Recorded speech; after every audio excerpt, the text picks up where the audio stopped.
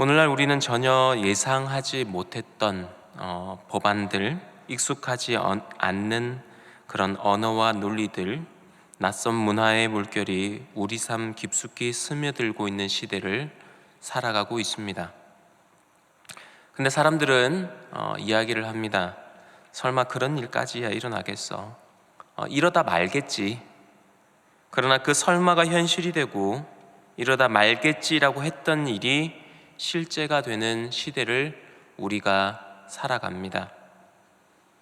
눈앞에 말도 안 되는 일들이 벌어지고 있음에도 삶이라는 무거운 짐에 짓눌려서 아무런 일 없는 듯 조용히 살아갑니다. 성경에도 비슷한 상황이 있었습니다. 남유다의 멸망기, 바벨론의 군대가 국경을 수시로 넘보고 있었고 바벨론은 주변국들을 점령해 가고 있었습니다. 예레미야 선지자는 하나님의 심판이 임할 것이라 계속해서 경고했지만 다른 선지자들, 다수의 지도자들, 그러다 보니 그 백성들마저도 설마 그런 일이 일어나겠어? 이러다 말겠지 라고 생각했습니다. 결국 예루살렘 성전은 불타고 이스라엘은 무너졌습니다. 예레미야 5장 21절에서 하나님은 이렇게 탄식하십니다. 어리석고 지각이 없으며 눈이 있어도 보지 못하며 귀가 있어도 듣지 못하는 백성이여 이를 들을지어다.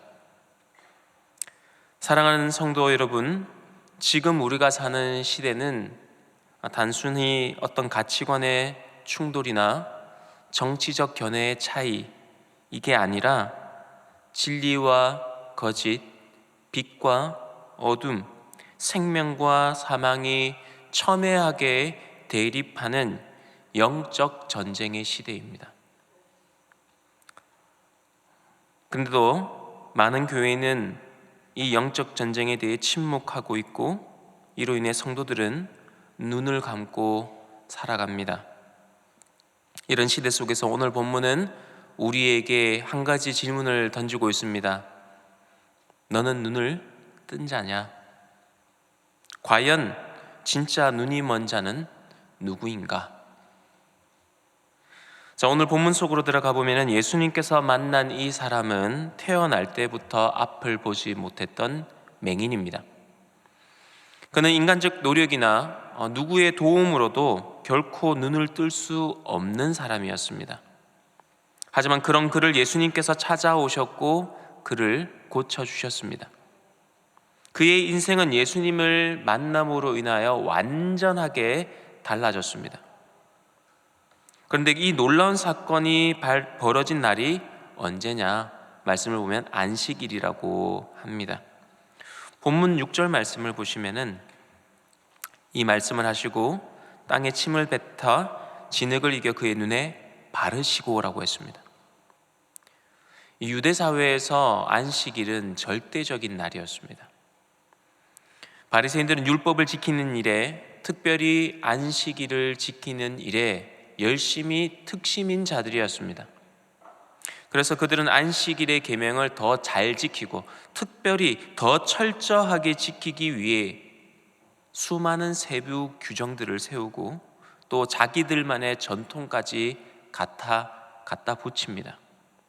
그래서 그들은 안식일에 걸어갈 수 있는 거리를 제한했고 심지어 침을 뱉어서 흙을 적시는 것조차 노동이라고 간주를 했습니다. 자, 그런데 예수님께서 어떻게 하셨습니까? 땅에 침을 뱉어서 진흙을 이겨서 맹인의 눈에 바르셨습니다. 다시 말해 바리새인들이 정해놓은 그 안식일의 규례를, 그들의 금기를 완전히 깨뜨리신 것입니다. 그러면 예수님께서 율법의 내용을 몰라서 그러셨던 것일까요? 물론 아닙니다. 그리고 사실 예수님께서는 말씀만 하셔도 굳이 침을 뱉어서 진흙을 이개어서 그 맹인의 눈에 바르지 않으셔도 그냥 말씀만 하셔도 맹인의 눈을 뜨게 하실 수 있는 분이십니다. 그럼에도 불구하고 예수님이 왜 이런 행동을 하셨는가? 그것은 안식일의 본질이 무엇인가? 안식일을 위하여 사람이 있는 것이 아니라 사람을 위하여 안식일이 있는 것이다. 이것을 보여주기 위함입니다. 그리고 11절과 15절 후반절 말씀을 보시면은 이 맹인이 실로암 못에 가서 씻고 난 다음 눈을 뜨게 됩니다. 그리고 그는 이렇게 고백을 합니다. 내가 씻고 보나이다. 너무 멋진 말 아닙니까? 맹인이었던 자의 입에서 터져 나온 이 한마디는 단순히 내가 보지 못했다가 본다, 이런 시력의 회복을 넘어서 그 인생 자체가, 인생 전체가 변화되었음을 보여주는 강력한 고백입니다. 사랑하는 성도 여러분, 우리는 5월 30일 무엇을 준비하고 있습니까?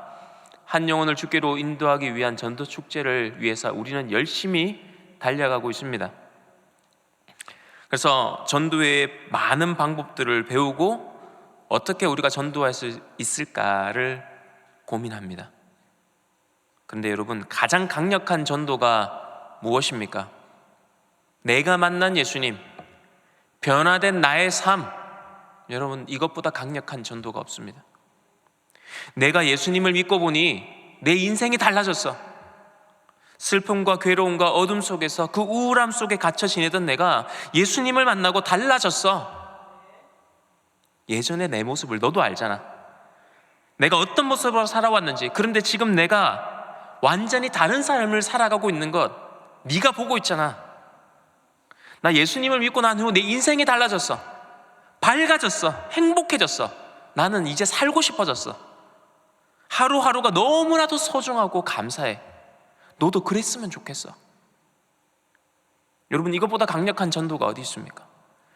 내가 복음을 길게 전문을 다 암기해서 전하지 못한다 하더라도 이것보다 강한 전도가 어디 있겠습니까? 지금 본문의 맹인이 바로 이 이야기를 하고 있는 겁니다.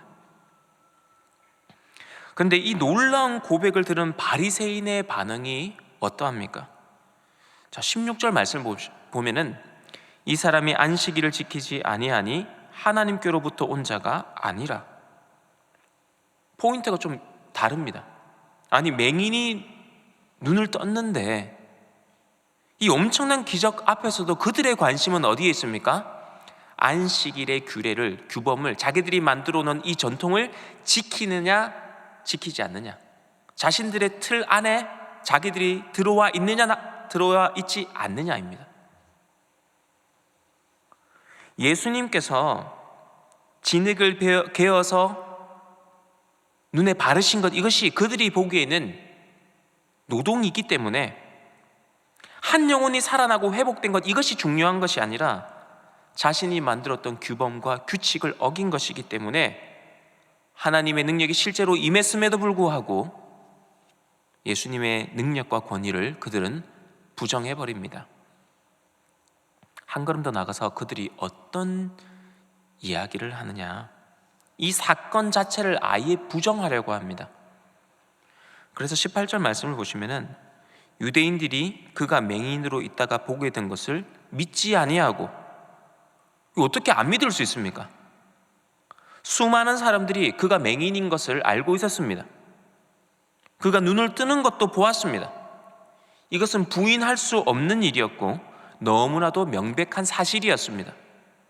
그런데도 그들은 믿지 않았습니다. 왜냐?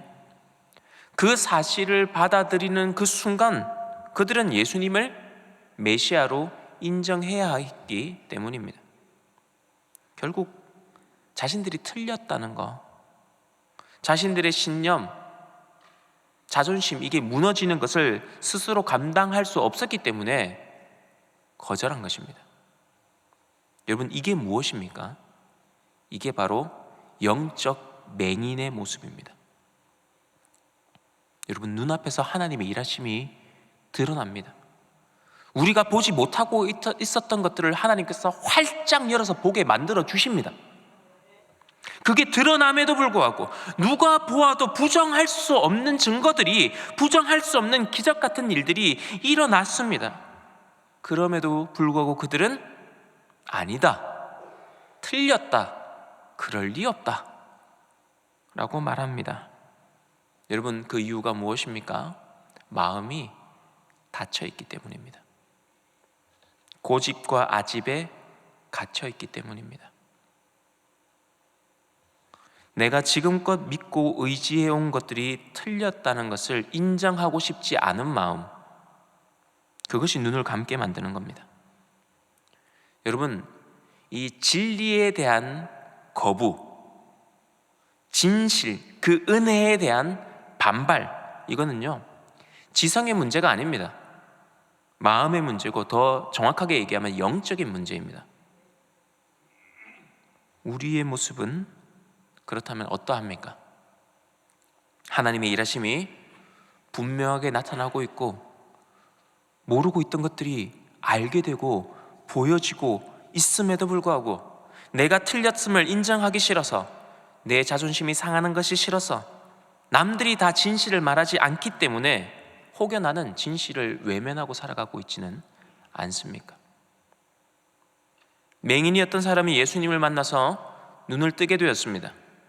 얼마나 기뻤겠습니까? 그런데 그에게 찾아온 것은 기쁨만이 아니었습니다. 곧바로 바리새인들에게 신문을 당했고 결국 출교를 당했습니다. 출교, 여러분, 이 단어는 단순히 한 종교 공동체에서 나오게 되었다, 이것을 의미하는 것이 아닙니다. 유대 사회에서 출교는 그 사람의 삶을 전체를 사회적으로 매장시켜버리는, 송두리째 흔드는 사회적 사형 선고였습니다. 출교를 당하게 되면 유대인들과의 상거래는 모두 금지가 됩니다. 심지어 그와 함께 하고 있는 가족들에게도 피해가 가기 때문에 가족들도 출교당한 자를 멀리하게 됩니다. 자, 우리가 주목해 봐야 할 것은, 그가 그 맹인이었을 때, 앞을 보지 못하던 시절에는 유대 공동체의 일원으로 그가 받아들여졌었습니다.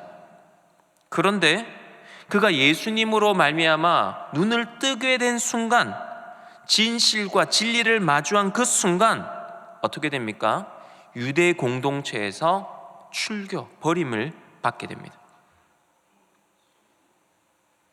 자, 맹인이 있었고요, 영적인 또 맹인 바리새인들이 있었습니다.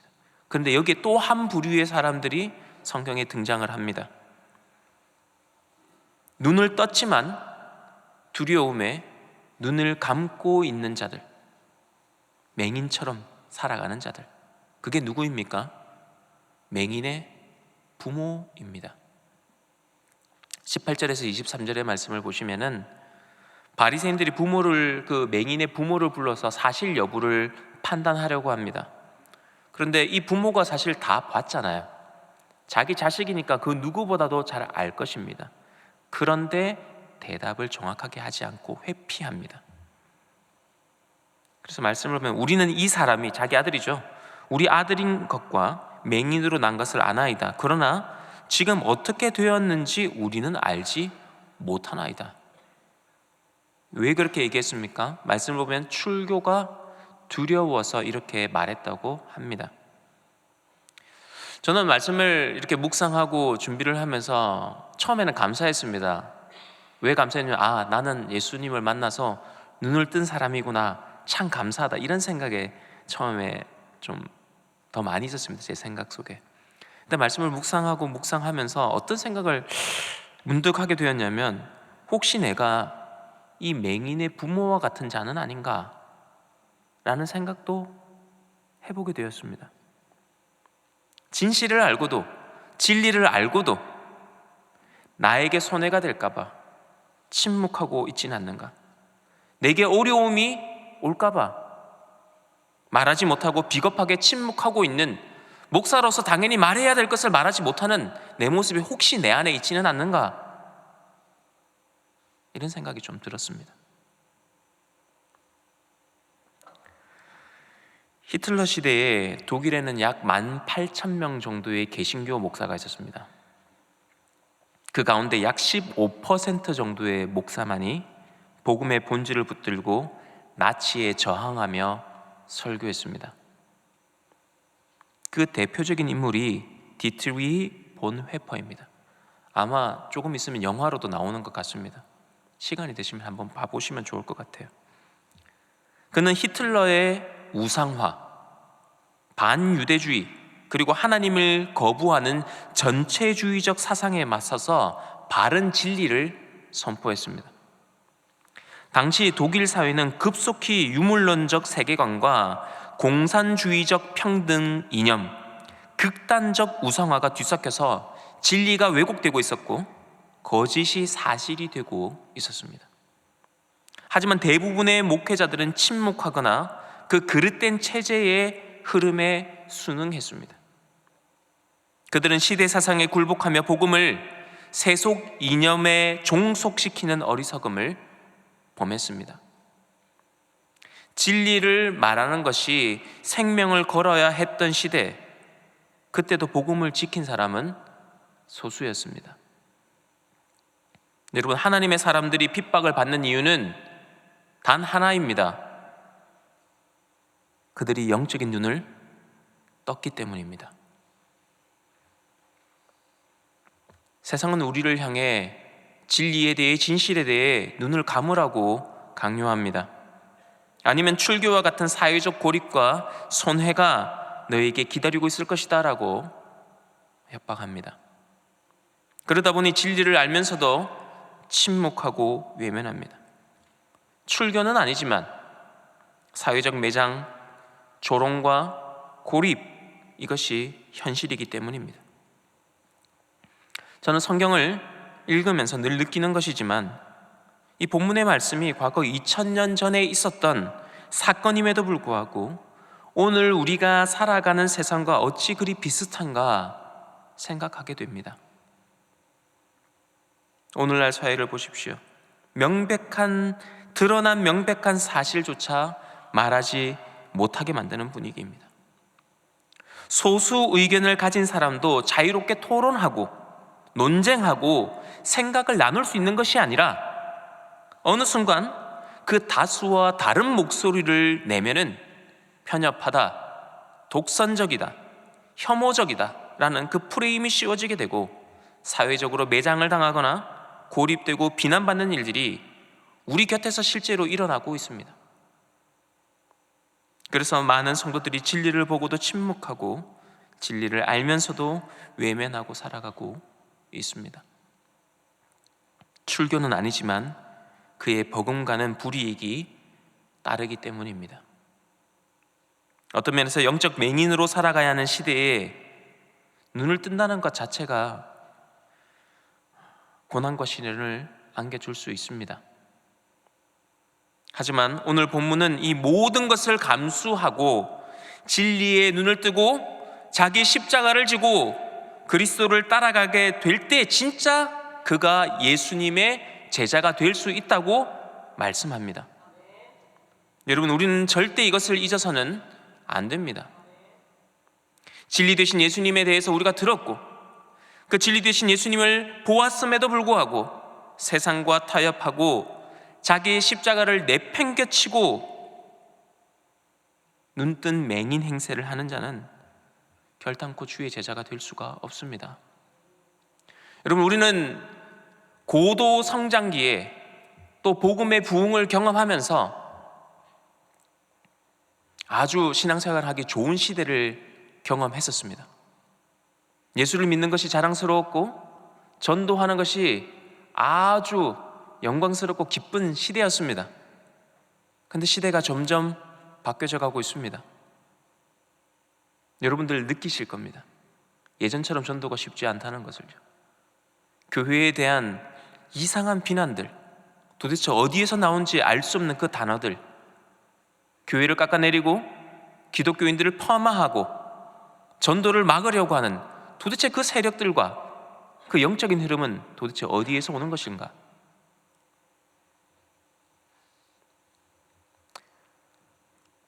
우리가 세상과 함께 걸어는 가야 되지만은 우리 주님이 우리에게 알려주시는 길과 세상이 말하는 길은 다릅니다.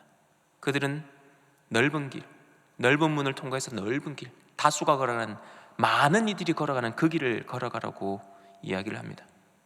우리 주님의 길은 어떻습니까? 좁고 협착하여 사람들이 찾지 아니하는 길입니다. 지금 여러분들이 신앙생활을 하면서 남들이 다 가는 길, 아주 영광스럽고 칭찬받으면서 그런 길을 가고 있다면 한 번쯤 고민해 보셔야 됩니다.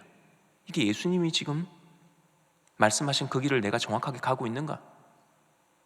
나는 과연 사람들이 찾지 않은 그 좁고 협착한 길, 그 좁은 문을 통과해서 좁은 길을 걸어가며 그 마지막 그 길의 끝에 계실 영광의 그리스도를 바라보면서 인내하면서 나는 걸어가고 있는가? 여러분이 여러분 스스로를 점검해야 됩니다.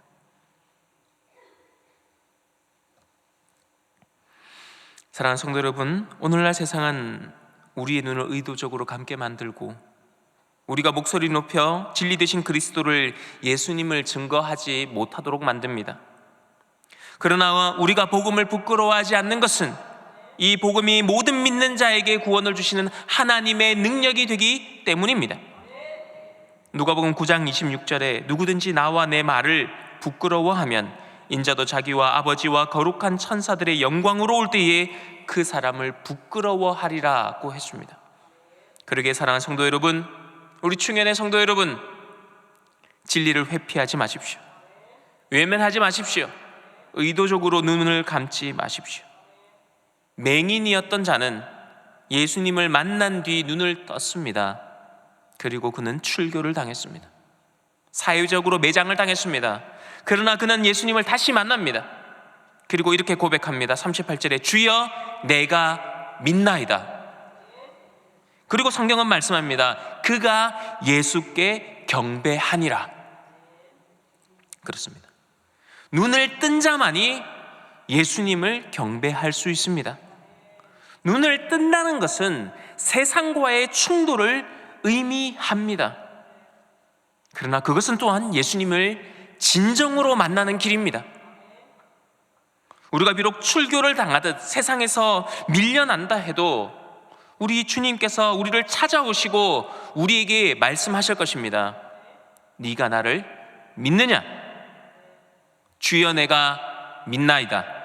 이 고백이 우리의 고백이 되기를, 우리 평생의 삶이 되기를 주님의 이름으로 축복합니다.